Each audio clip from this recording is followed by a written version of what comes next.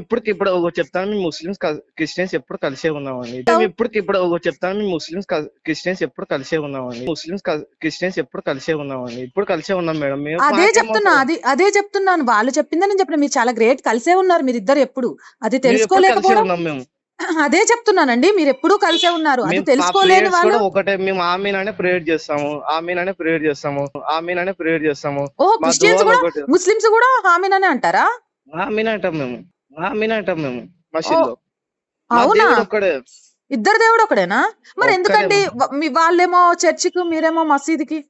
ఏం మేము వాళ్ళు యేసుని కూడా దేవుడు అంటారని మేము వాళ్ళు ఇద్దరు దేవుడు పూజిస్తారు మేడం. మేము ఒక్కరే దేవుడు, పైన తండ్రిని ఒకటే పూజిస్తాం. అంటే ఇద్దరు కలిసే పనిచేస్తారు అన్ని విషయాల్లో?